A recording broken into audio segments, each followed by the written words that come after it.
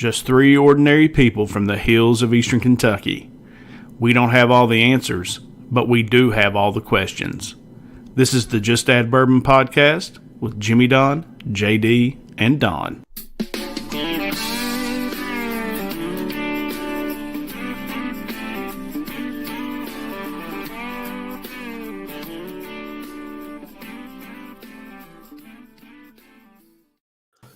Welcome everybody to the Just Add Bourbon podcast. We're on the other side of the glass. It's a Thursday evening. Don, it's been a beautiful day here in East Kentucky. We are joined this evening by Brandis Bradley out of Floyd County. She's running for, district judge, Brandis? Yes, district judge in Floyd County. District judge in Floyd County. And she's going to come on the Just Add Bourbon podcast and share degrees with us. And what's going on, ladies? I know. We're so happy to have you on, Brandis. I told you I got so excited.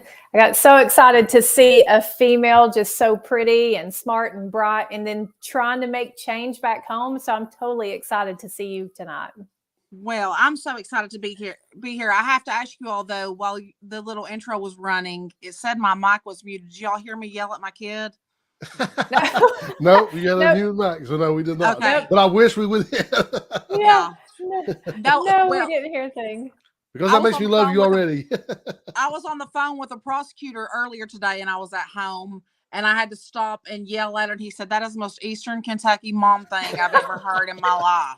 I know. Yeah. I know my neighbors. I'm in Knoxville tonight, and I've been down here. I've been in Tennessee for 20 plus years, and people think that when we're yelling, we're mad, but we're not. It's just how we talk. It's like, shut up, just sit down. That's just part of it, And then you just go right back, okay, so what were we talking about? Yeah, I know. It's like, perfectly normal. Yeah, I'm like, shut up, my God.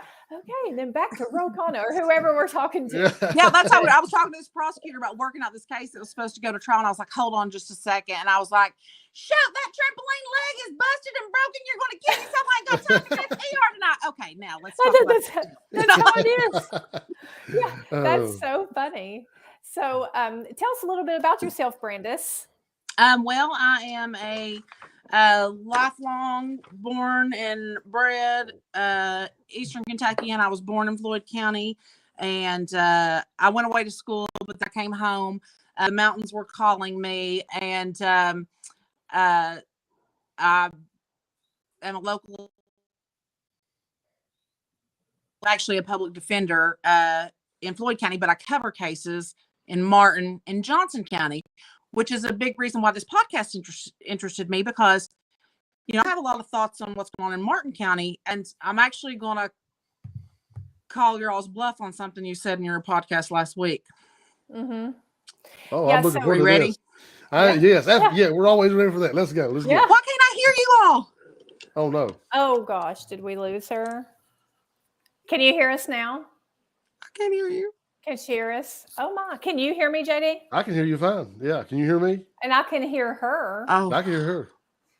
Yeah, so I can hear her. Let me anyway, text her. So this is always where I want to take over the podcast because guests can't hear us. Yeah. It's like being on three-way or like oh no. Can you hear me? I'm texting her. Oh, okay.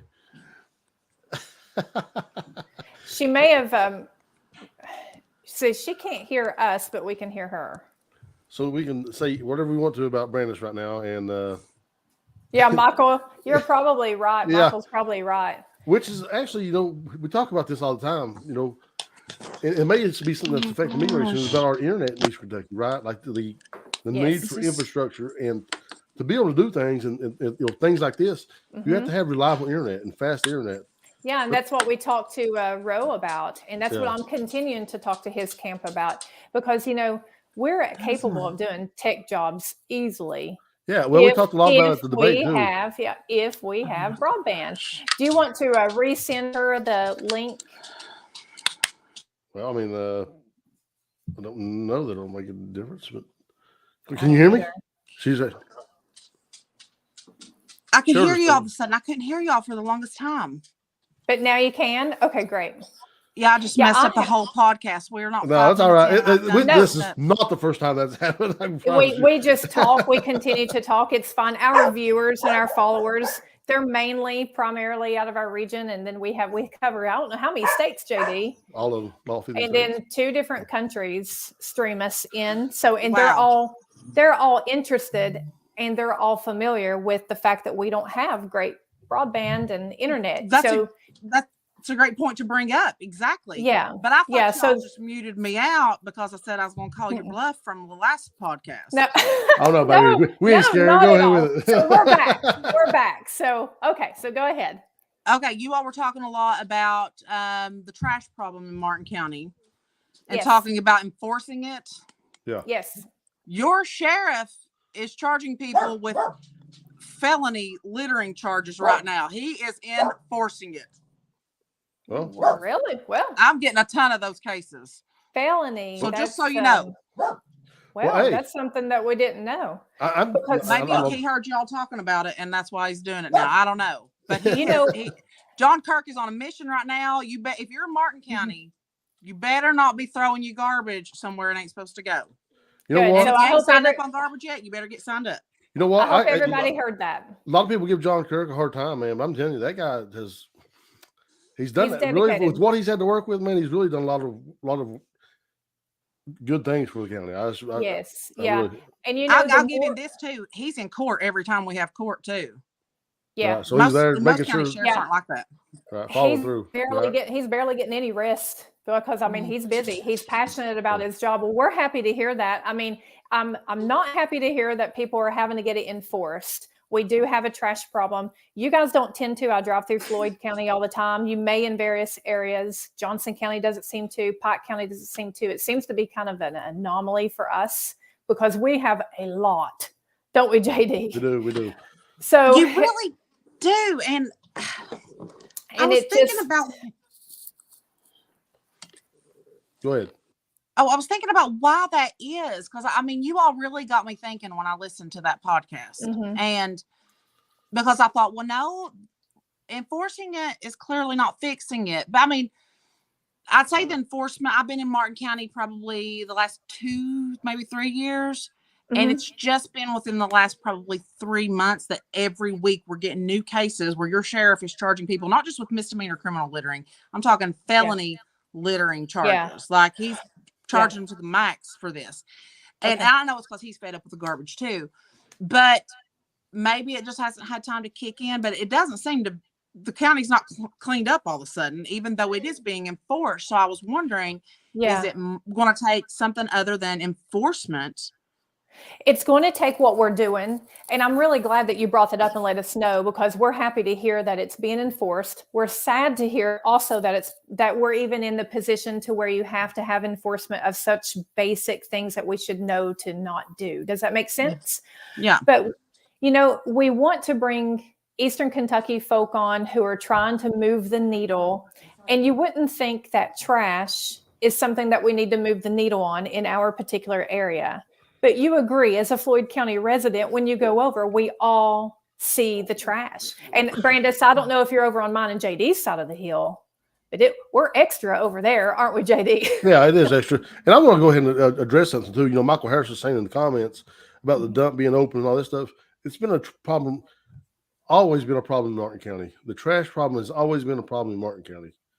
It's always been a problem. Yeah. Now, see, I'm going to go with Michael, and we discussed this. Yeah, we discussed this at the last podcast. Oh yeah, too. We talked about that. The dump stuff, we did. Yeah, because when we had free dumps. Michael, correct me, but the dumps, I believe, were free, Brandis. And you know, again, when you have people who are living on a tight budget, and then you all of a sudden start charging them for garbage, it doesn't always take real fast. So now their garbage is just being thrown for free in the ditch line.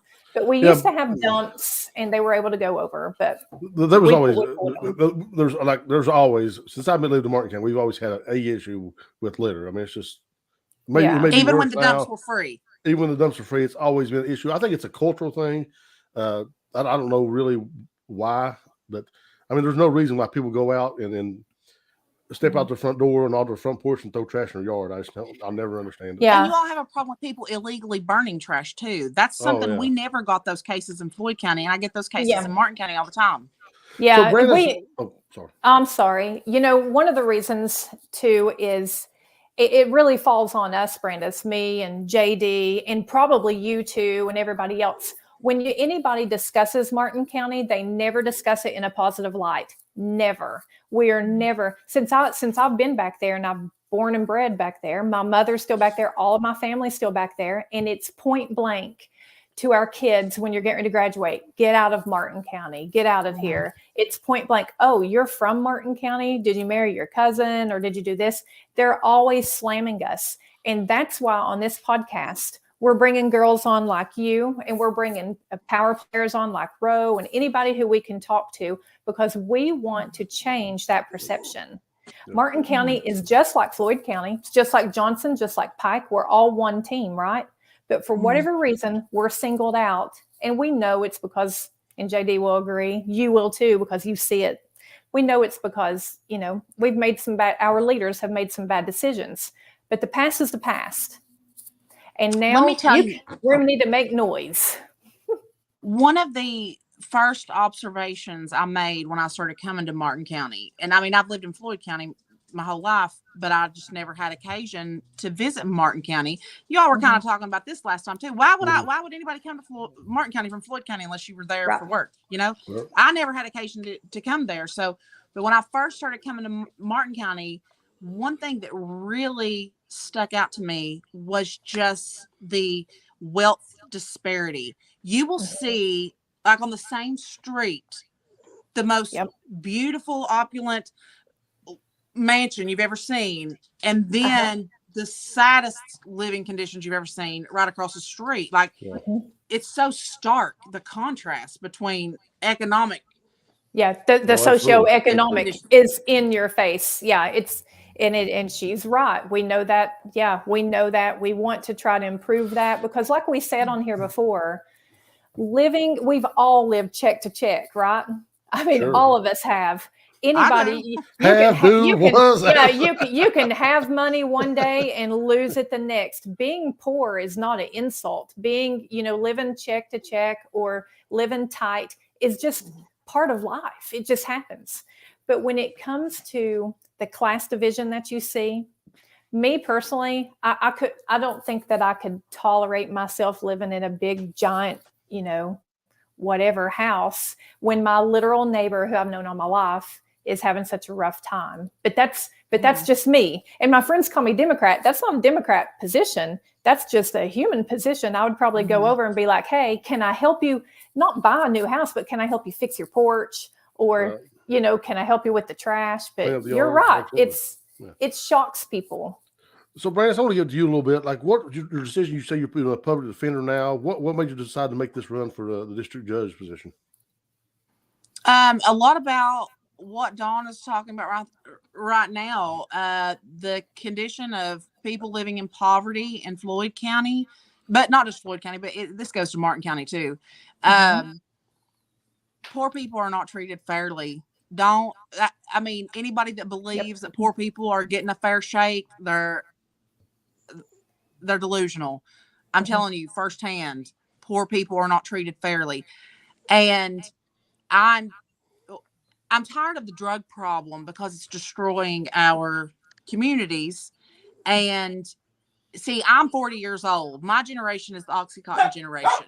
Yeah. We are the addiction generation. We were the first generation that got hooked on dope. I have buried more people from my graduating class at Betsy Lane High School. I think there was 92 people in our graduating class than my daddy buried in 1968 when he went to Betsy Lane that they had lost in Vietnam. Now that's insane. Wow. Absolutely. Yeah. Why are we losing more people to the war on drugs than we were in Vietnam? That's So, and you got to think about what drives you. Like, what makes you get out of the bed of the day? For me, it ain't money. I wish it was. I need that money, but money won't make me get out of the bed of the day. Having a positive impact on somebody's life makes me want to get up and live. And I see people struggling all around me, and poverty and addiction go hand in hand too, because people that are doping, they're coping. They're doping to cope, and they're coping with just the horrible conditions of living. And a lot of our neighbors are living in extreme poverty, and that's tough to deal with. And if you've dealt with trauma in your life, if you're suffering from some kind of trauma, and you need an escape. You just need a relief from your own mind for a minute. If you're in Eastern Kentucky, you can get that relief a lot faster if you're buying dope to relieve it than if you were going to make an appointment with a psychiatrist. I wouldn't even know where to begin making an appointment for a mental health appointment right now. You know what I mean? But give me 10 minutes, I guarantee you I could get you some dope. Yeah, and I don't even that's right. But I could find it. Right. Yeah, that's right. Yeah, and pick which one you want. Mm-hmm. You know, do you want this type, or do you want this middle type, or do you want the real heavy hitter? No, I totally agree with you. When it's funny that you brought that up, that's why you're running for district judge. And I do think you can make a change because, and I didn't know you from Adam, but I saw your campaign on Facebook, and your campaign stood out to me because you was not scared to talk about the hard truth. And like we tell our viewers, don't get mad at us on this podcast. What we're saying is we're saying facts, okay? Mm-hmm. The fact is that your campaign shared some statistics that got my attention. And that's when I reached out to you. Those statistics were talking about, you had a beautiful picture of lovely teenagers. It looked like at Betsy Lane. Do you know which one I'm referring to? Yes. Okay. And you know, I'm not crazy or biased when I say that I think Eastern Kentucky pumps out beautiful women. Like, I truly believe that. So there was beautiful teenage girls and handsome teenage boys in this picture. And go ahead and tell the audience what that statistic was of how many in that picture would be dead in a certain time frame. Okay, let me just, I've heard you say that before about Eastern Kentucky has the prettiest people. Let me tell you this. Before I went to law school, I was a makeup artist for Lancome, the cosmetic company. Oh, yeah? That's what I did while I was in college and even after I graduated from my undergrad. And we would have national makeup artists come to Lexington, where I worked at the makeup counter, and do makeovers on women. And they would be from New York or LA or Miami, you know. And these are the same guys that do Fashion Week makeup, right? And so they would come to Fayette Mall in Lexington and do makeovers on women there. And they even noticed, though, the women that come from the mountains are the most beautiful women that walk in this mall. I mean, yeah, I promise I'm not. I know people think I'm lying because my daughter models, but I'm telling you, Eastern Kentucky makes beautiful women. And well, she got those Eastern Kentucky jeans, girl. What are you talking about? That's what I tell her. I said, you're Kentucky rooted, baby. That's where this is coming from. We're all watering from the same trough, I guess. Yeah, she can thank Mama for that Eastern Kentucky beauty gene, because that's definitely where it comes from.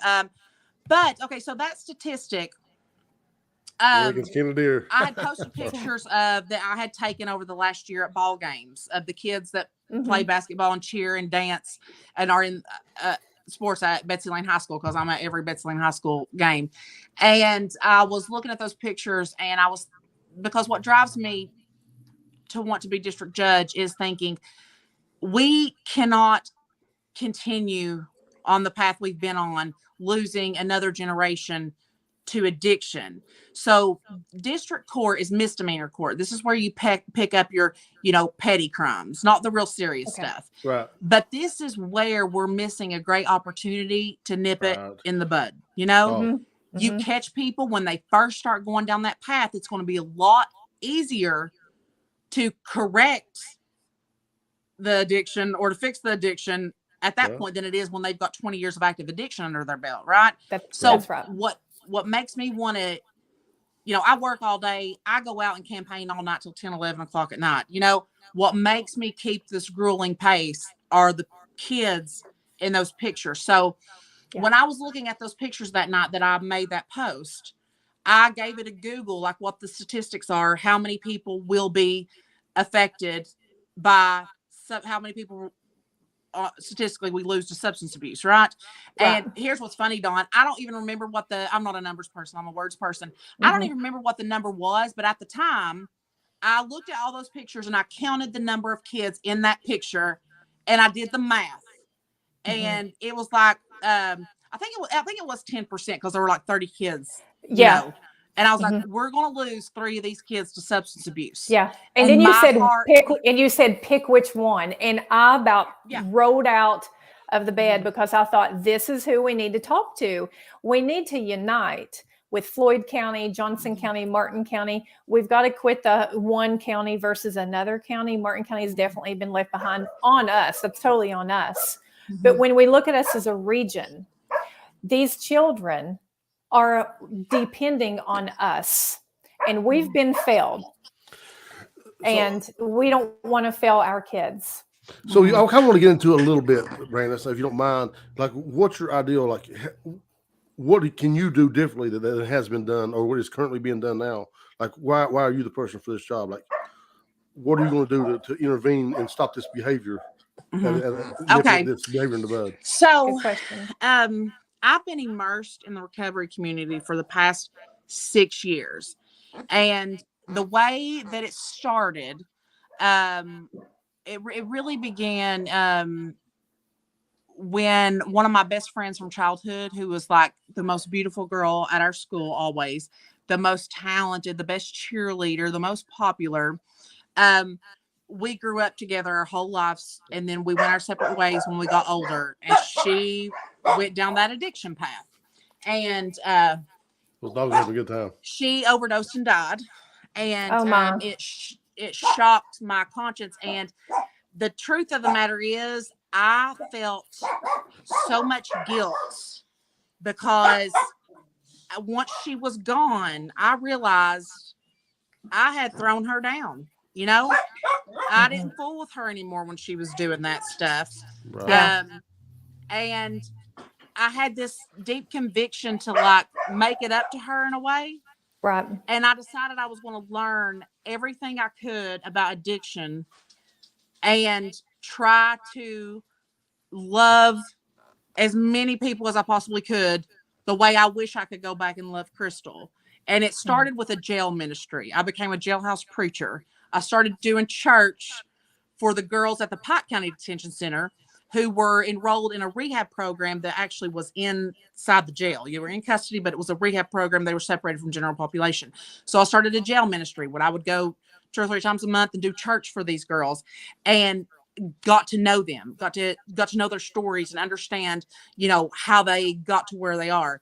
And one of the first things I learned was that anybody that's struggled with addiction, reasons, and if you would take the time to sit down and listen to their story, you probably wouldn't blame them. It doesn't make it all right, but you wouldn't blame them, you know. And so then it's like I feel like I'm living out my God-given purpose right now. About that time, the Lord brought this person into my life that became just a dear friend of mine. I'll throw his name up there. His name's Sean Allen. He has 10 years clean. February he celebrated 10 years clean, and he was one of those people that everybody had given up on Sean Allen. Nobody thought there was any hope for Sean Allen, but he got help and he got better. And to this day, he goes to like 3 or 4 NA meetings a week still, because that's another thing. If you've ever lived an active addiction, if you're going to live in recovery, you're going to have to work on it the rest of your life. You know, right? You can't ever quit going to meetings. You can't ever unplug from the recovery community. So by becoming friends with and like really getting down in the dirt with these people and understanding it, because you know, so many of us live in a bubble. I mean, I was just raised a good little Christian girl. Like I was a goody two shoes. I had no idea. I had never ever seen anybody drunk in my life until I was in college. I grew up Free Will Baptist. We one of my mommy's favorite things that she would boast is that alcohol had never touched her lips. Like there was never alcohol in our house. You know, I was so naive, but I learned so much, and it just really opened my eyes. And you can't fix a problem if you don't understand it. And this is another thing. This is why I want to talk about this. We have to accept the realities of addiction and recovery, whether we want to or not. For instance, on average, it takes someone 5 to 7 attempts to get clean before they get clean and stay clean. You know, I'd love for people to go to rehab one time and be fine. But until, you know, and this is where the court system, for a long time, the court system was reluctant to send people to treatment. Well, in the past few years, we've gotten a little bit better, but we started off like a one and done, one chance and you blow it and you're done. You're just going to sit and rot in the jail, you know? Yeah. But that's not how recovery works. And until we are willing to do what it takes, which means send them back 5 times if we have to. Right. I've never met a life that wasn't worth saving. I've never met one life that wasn't worth 5 shots at rehab. And in fact, one of the liaisons for addiction recovery care that comes to court all the time, Mickey Arvin. Oh my Lord, if you all don't know her, you need to get to know her. She's amazing. She's one of the most anointed people I've ever met in my life. She had 5 years in active addiction. She got clean, and it took her 9 tries. And I'm so glad that we didn't throw Mickey away on that 8th try, because Mickey is saving hundreds of lives now. She was worth every shot she got, you know? Wow. So that's what we have to do different. We have to look at, I think I'm best for this position because nobody's done the work that I've done to get to understand it and accept the realities and willing to do what it takes, you know? Yeah. To get it cleaned up. Yeah. So I gotta ask this question because it's like something that I'm passionate about too. We've done interviews with people who's been addicted to opioids and fought this battle a lot, and I know what kind of damage it's done to people here in Eastern Kentucky and Appalachia as a whole, because I know how Purdue Pharma targeted us. Do you get frustrated with people taking the hard line stance against addicts? It's like, oh, we ought to put them all in jail. We ought to, like pound them in the ground. Like, do you speak to that frustration? Because I know I get frustrated about it all the time. Okay, it's not just with addiction. It's with everything. People, I guess, as people, we just want everything to be black and white, you know? And like I said, I was raised hardcore Free Will Baptist. There is black and there's white, there's right and there's wrong, there's this and that, you know?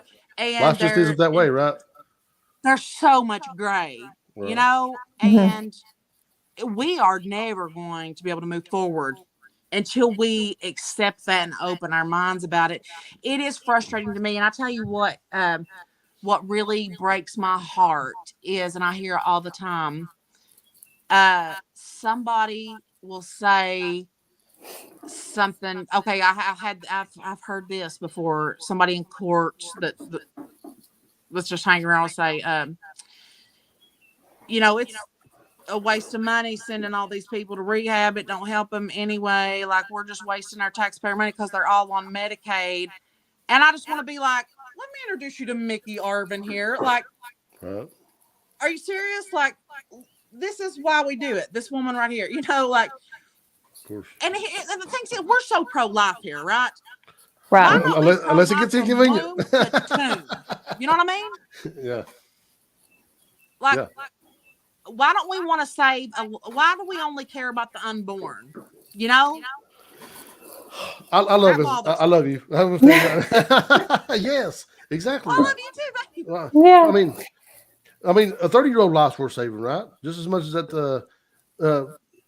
6-month-old life's worth saving. A 30-year-old life's worth saving just as much. Absolutely. I've never met a life that wasn't worth saving. You know. Right. And it could be we all, oh gosh, the people on their high horses that think it ain't gonna happen to them, buckle up, because it's gonna happen to you. This does not discriminate. It's touched every family. It's touched every family, whether people want to admit it or not. And I agree with you totally. We're going to have to look at different ways of how we can recover and how we can handle it. But to even get to that point, we have to have discussions like this first. We have got to accept that our area, our hometowns are knee deep in addiction, knee deep in it. We've got to talk about that first and then move our way down. But now we also have, for our population size, a lot of violence. Does that hit your court too, or does that go to a different court? Because I'm ignorant when it comes to the judicial system. I don't know the numbers, but I will tell you that I represent 99.9% of the people charged with crimes in Martin County. Okay. Violent crime is not a huge issue here. It's just not. There's a few here and there, but I'm telling you, I intimately know almost everybody in the Big Sandy Regional Detention Center right now. I would say 99% of them are good and decent people that made bad decisions. And there's about 1% that are not fit for civil society. You know, we tend to think that everybody in the jail's horrible and scary. It's the other way Uh-huh. around.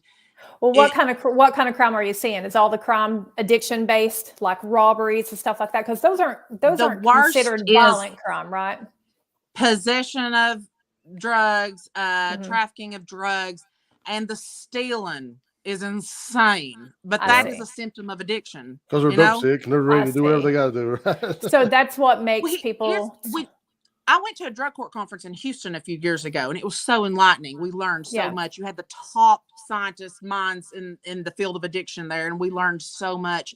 And I learned for the first time that when you're addicted to dope, your brain tells you need that dope before you need food, water, or shelter. So when Right. people don't have their dope, they go into survival mode. This is yeah. why somebody with a 7th grade education can do a complicated chemistry experiment in a trailer and make dope, because Right. necessity is the mother of invention.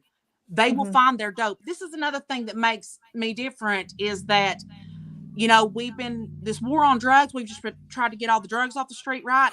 That ain't never going to work. Right. We have got to tackle addiction, because addicts will always make a new drug. It started with Oxycontin, and then with the pills, and then we started tightening up on that, getting rid of the pill mills, the Casper, and all that came out 2009, Right. 2010. People couldn't get their pills, so they started shaking, baking meth, right? So then we had meth heads, meth labs, meth fires, all this kind of stuff. We crack down on the meth. What happens? Heroin and fentanyl come in. And when people can't find their heroin and their fentanyl, they got to get a Suboxone on the black market to get them over the hump, because they don't want to be dope sick, right? Right. Addicts Yeah. will snort bath salts. They will huff paint. They will they will figure out something to get high. So getting all the drugs off the street ain't going to do it. We got to treat addiction. Do you think our area, though, do you think addiction is a choice? Okay. Ooh. I love this question, and I got to give John David Elam credit for my answer to this. He is the owner, founder of Edgewater Recovery. They have centers in Moorhead. They have one in Pikeville. That's an amazing treatment. Oh gosh, we've had so much success out of Edgewater Recovery Centers. That's great. I asked JD this question, and different JD, he said, I said, is addiction a disease or a choice?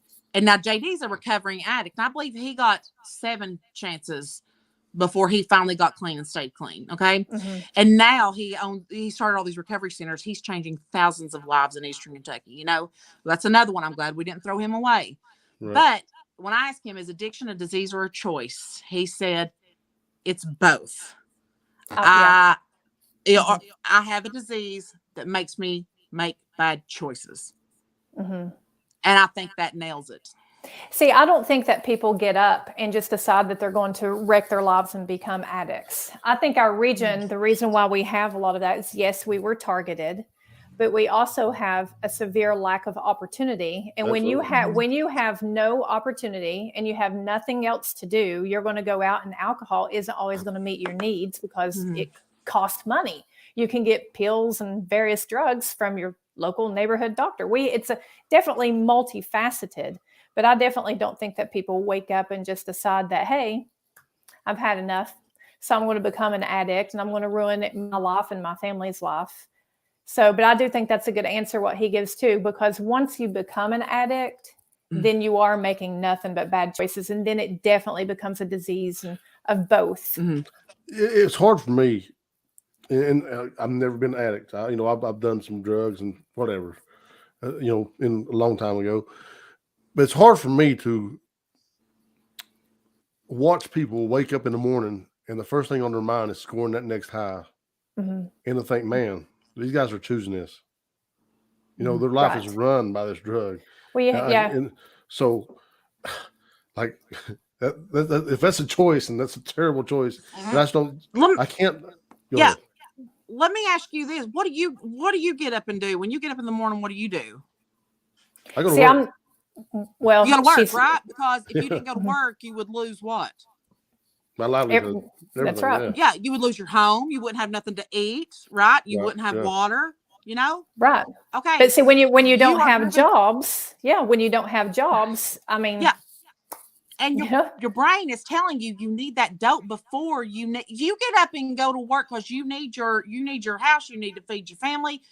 y'all need to stay hydrated, right? You know these things. You got to pay your water bill. All right. These people get up in the morning and their brain says you're going to die if you don't get your dope. Forget food, water, shelter. You are going to die if you don't get your dope. Right, because the dope that and we're they talking can't think about of anything else until they get that dope. Right. Here's another issue too. Oh gosh, this preacher said this when I was in high school, and I'll never forget it as long as I live.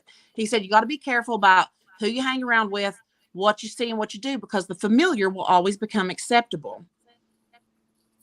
And we have a culture of substance abuse, and it's just become so familiar in a lot of these families, really, that it's become acceptable because that's all they know. These people don't know how to keep a job, how to pay bills on time, how to take care of their kids. They don't, that's not familiar to them. But drugs are familiar. Jails, they don't care to go to jail. Jail's familiar. Right. It's definitely becoming generational on us. And that's why we have to talk about it and figure out how to break it. And remember, the drugs, not just pills, the drugs we're dealing with, they rewire your brains, guys. Like they're completely addictive. This is what their whole job is. Just like caffeine. Caffeine's addictive, but not on the level of pills. It's a crazy comparison, but still there are addictive things that we're having to deal with that change your thinking. And then when you add that to generational, like what she was talking about, poor choices,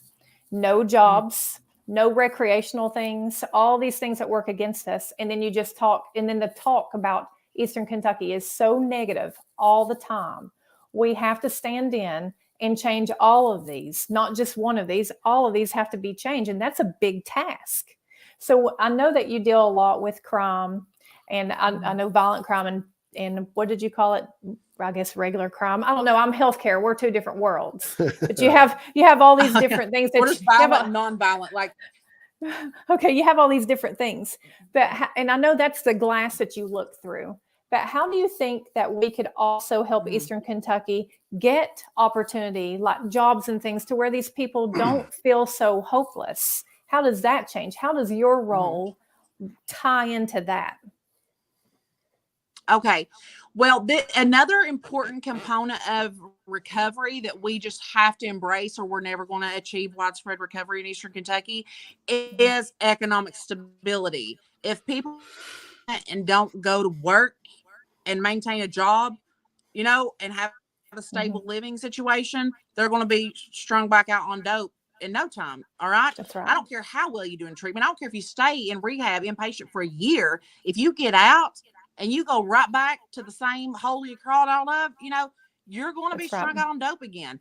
But if we could get people gainfully employed, and I'm not talking about flipping burgers, I guarantee neither one of you all would get out of the bed for $7.50 an hour to flip burgers. I can't imagine myself wanting to get motivated to get out of the bed to do that for $7.50 an hour. We got to get real jobs here, and jobs that will hire people that are convicted felons, because we need to start believing in redemption around here, because if we don't, we're done, because there's a lot of redeeming needs to happen here. I think until we accept and believe redemption and give these people another shot, let them have a job, then we're never going to maintain any kind of recovery here. We're using the word job. Critical component of it that's ignored. We're using the word job. I think the word we're really looking for is purpose, right? People need a purpose to get out of bed. Yeah. My job is a means to an end, but my purpose is my family. I've got to have a purpose. I'm not going to meet that purpose working at McDonald's. I'm not going to meet that purpose working at the gas station. We need real jobs here. We need real jobs. $17. Right. Absolutely. Yeah. Amen. Amen to both of you. I'm not dismissing the lower wage jobs. Those are important jobs to have, but we need purpose. These people need purpose in their lives. Right. And you got an unemployment rate that's 7%, 8%, when the national unemployment rate's at 3%, 3.6%. I mean, there's a real problem there. And I don't know. And we have to develop to me, the word is purpose. People need purpose to get out of the bed, like you was talking about. And we I have to hope that develop didn't the look like I was workforce. disparaging low wage workers at all, because one of the things my mommy taught me that she always said, never underestimate the value of somebody else's contribution. Every time the garbage truck pulled up to her house and we were here, she'd say, "Ain't you thankful there's somebody that'll come pick up our garbage?" You know, every time we went to drive through at McDonald's, she'd say, "Ain't you thankful there's somebody that'll make our cheeseburgers and our fries?" You know, when she was a school teacher, and when somebody would sweep her classroom, she'd be, "Ain't you thankful that somebody will clean up our classrooms for us?" You know, those are important jobs, but you can't live on that. You know, like the stress of trying to make it on $7.50 an hour, especially in the state of Kentucky. Especially in the state of Kentucky. Let me tell you, it costs me more up in Kentucky than it does in the state of Tennessee. We definitely need to work on workforce development. We need to work on, you know, there's not going to be any jobs that come back there if we don't have labor to fill them. When it comes back to the judge position, it's an elected position. So you guys see all of this, and you definitely are seeing it because you're doing even extra stuff. You're not just running for judge. You're actually trying to change the region in its entirety. So how do you recommend we move forward with the leaders collectively between the local counties to encourage corporations to come to us? Because we don't have a ton to offer. We have a high addiction. Our housing is high and hard to come by. We have inclement weather. We have all these problems. So, you know, we all know we have these problems. So now that we've talked about them, how do we move forward from this? How do I get to convince the progressive that I'm now friends with out in California? How do I convince his friends, the likes of Elon Musk and people like that, to put any type of small factory, any type of factory in Eastern Kentucky with these problems? So how do we move forward from that? Okay, I think the biggest impediments to getting industry like that here would be, do we have workforce for it? Because we're all strung out on dope, right? So we got, I think stopping addiction and starting recovery would go a long way to improve our viable workforce out here. But then there's also things like I can't get cell phone service nowhere in Eastern Kentucky. You know, like I think we should get a discount on our cell phone service, because we sure don't get the same quality of service that people in Lexington get. You know, anywhere I go in Lexington, I use my cell phone. I'm at my hauler right now. I'm on Wi-Fi, but if you try to call me right now, you wouldn't get through because I ain't got no service up here. You know, So I mean, we got to get cell phone service. We got to get internet. It's so much bigger. Oh, and we do all have to come together. And we have to start being honest. But I'll tell you something that makes me mad. Because it insults. I think it's insulting to our people. But every time election season comes around, especially like on a state, national level, you know, these politicians that we never see or hear from always ride into town and tell us they're going to bring back coal. Quit lying to us. Yeah, stop with that. Yeah, stop with that. I totally agree. Yes, we do want to believe that, because we want to believe the glory days of our men having $80,000 and $90,000 jobs. Look, I would love if we could go back to that, but they've already ended that. Okay, they've ended that. So now we've got to move forward, and we have got to make noise. And how we make noise is when you vote. You need to look at Brandis. You need to look at somebody who's passionate and look at her opponents. I don't know your opponents, Brandis, but I know that you have passion and you have love and you want to see change, because I told you before we got on here that I resent that I had to move away from home. And I have people watching tonight that resent that they had to move away from home.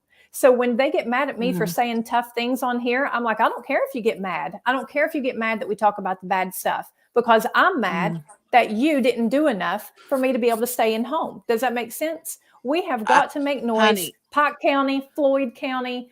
Who do we talk to? Whose cages do we rattle? Because if it's Governor Beshear, then fine. We had Rand Paul the other day. Me and you both were in there schmoozing with Rand Paul. The first thing I asked him, I said, how do we change the local politics on the ground?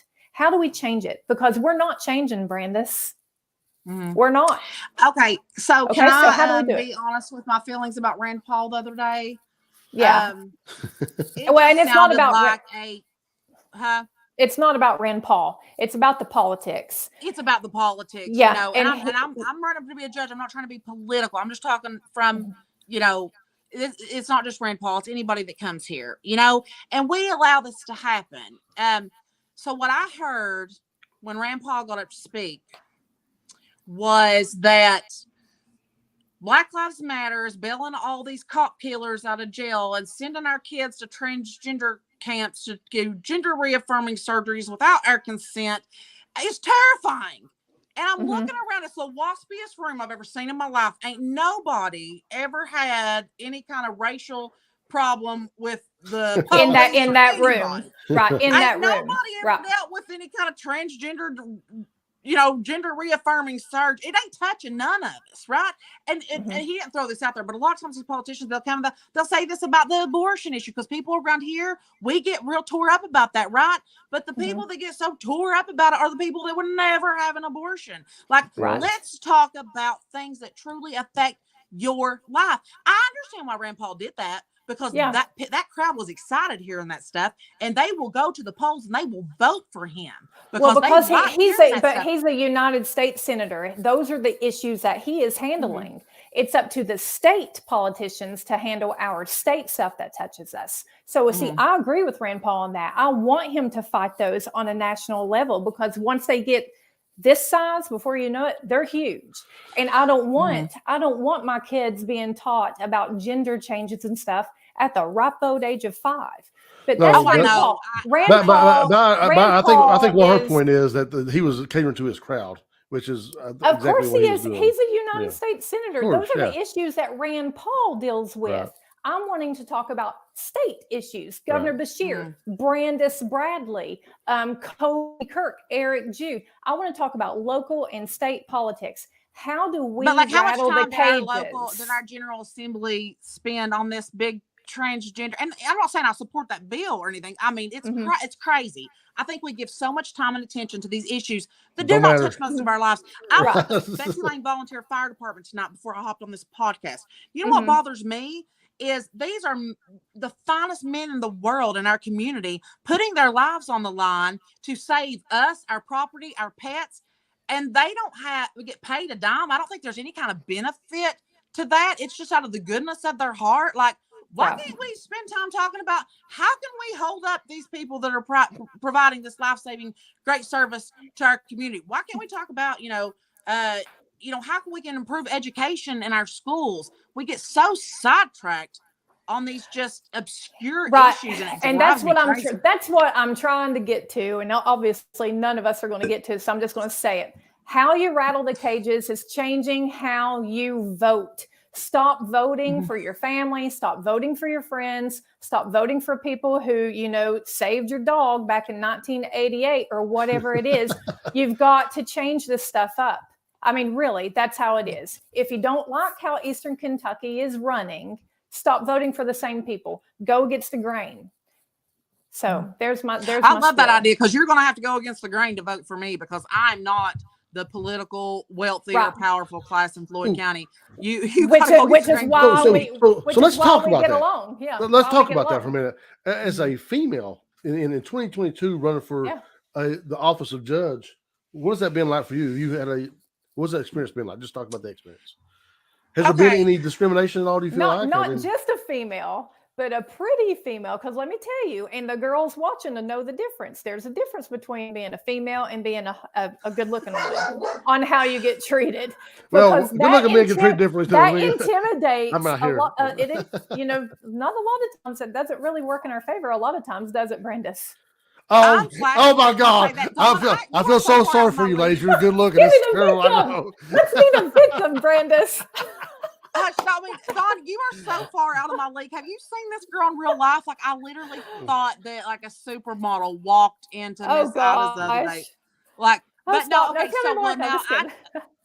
Okay, so I do get told that, oh, you're the girl with the pretty smile, or and I like it. That don't bother me, Right. So, and maybe I don't know if this is just a cultural thing. Somebody calls me sweetheart or sissy or honey. It don't bother me a bit. I think it's charming.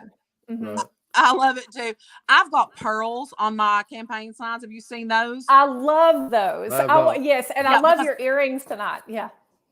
oh yeah, thank you. Well, I love pearls. Pearls are just my most favorite thing. I've always loved them. And when I was making my campaign signs, I was talking to the guy that was making them, and I was like, I need it to be personal. And I was the last person to get signs made because I could not settle on those just generic designs. I'm like, I'm not writing you a check for $3,000 for something that's so generic and not we got to make this personal. I ain't buying it, you know?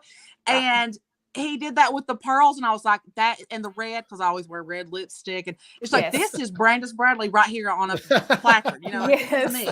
I love it. And I love it. And I feel, because I'm not associated with the political boys club in Floyd County, Right. you know, I'm so free, y'all. I just feel so free to just be me and just tell people how I feel and speak honestly. I have no constraints, you know, and I honestly, I wouldn't have, it makes my chances of winning a lot less, but I wouldn't do it under those kinds of constraints because I think it's futile. There's no point. It's just perpetuating the same cycle of ineffective local government, you know? Right. But as far as being a woman, I'm not playing the woman card because here's the truth. I think one of my opponents, I think he's younger than me, but he's practiced law maybe a couple of years longer than I have because I didn't go to law school till I was 27. Okay. But my experience, I've done personal injury, I've done Social Security, I've done workers' comp, I've done, circuit court, complex, serious civil case. I've done the district court stuff, not only in Floyd County, I've done district court hardcore in Johnson, Martin, Lawrence, and Pike County. I mean, I feel like even though I think that Tyler Green has been practicing 2 years longer than I am, I have a lot broader experience. So Right. I don't feel like, I don't even talk about my experience because I don't think people care about my experience. Right. I think people care about what I believe, you know? So that's what I've been focusing on. So I don't feel, I hear, a lot of women sometimes feel like they have to, be work 10 times harder and be 10 times smarter and have 10 times the experience, just to measure up with a man. I honestly haven't felt that personally this time around. I'm completely confident in my experience and my record. Yeah. I've not been talking about being the first woman on the district court bench in Floyd County, even though that would be special. That's not why I'm doing this. This ain't about, it's great to break those glass ceilings, but that ain't what drives me. I have embraced being a woman, putting pearls on my campaigns. I love being a woman, Yeah. Right. and that's who I am. I'm just trying to be authentic, and I'm authentically a girly girl, right? Yeah. And so Same girl, same. I think there's something beautiful about, you said you were 40 years old now, and there is a switch that kind of flips in us when we hit 40. And you just embrace who you are. You don't care if people like it, great. If they don't like it, that's great too. It doesn't matter. But see, I like that you're different. I like to hear that you could potentially be the first female Floyd County District Judge.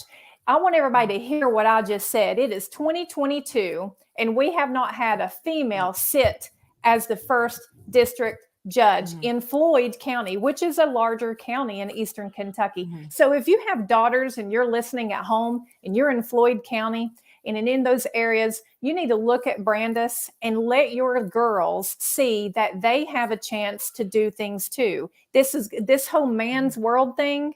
I'm all for the men. Trust me. I love you men. Y'all know that. I'm pro man. But we can have a seat at the table too, and that's okay. And I'll tell you, Brandis, what I've been most impressed with you during this hour that we've been speaking is not that you're a woman, it's even not that you're a pretty woman, but your authenticity really shines through. And you need to make sure when you're on the campaign trail that your loving heart and your compassion comes through, and you talk to people. And it's been great having you on. I hope you've had a good time. Oh no, I lost you again. Oh no! Oh my God! Right at the best end. compliment I could give. Right at the end. Why did this happen again? Can you hear me? Well, we have lost Brandis again, but we're going to work on that broadband. And everybody who is watching, like and share, because the reason why we're doing again. the reason why we're doing this podcast is we're wanting to improve things. And the only way to improve things is if we make noise and we have all these hard conversations. We've lost Brandis, but she is Brandis Bradley running for Floyd County District Judge. And JD, well, kick it to you. We can hear her and she can hear us. So but anyway, we love her. Brandis, I hope you wish your best of luck on your campaign trail. Thank you for joining the Just That Bourbon podcast. I hope you guys enjoyed listening to her, listen to the conversation we've had, and we'll see you guys Sunday evening on the Just That Bourbon podcast. And JD, one more before we go. Stephen Hill made a comment, a very important comment. I'm looking at the comments, guys. Sorry, but most ladies in Eastern Kentucky don't vote. Look, ladies, get out and vote. Get out and register your daughters to vote. Register your sons to vote. Make sure you get out. I'm not endorsing any specific candidate. Obviously, we have candidates that we bring on that we think will move and work really hard for you. But make sure you get out. Look at all your candidates. Pick the ones that you think fit you and get out and vote. And thank you for tuning in. See you guys Sunday on the Just That Bourbon podcast.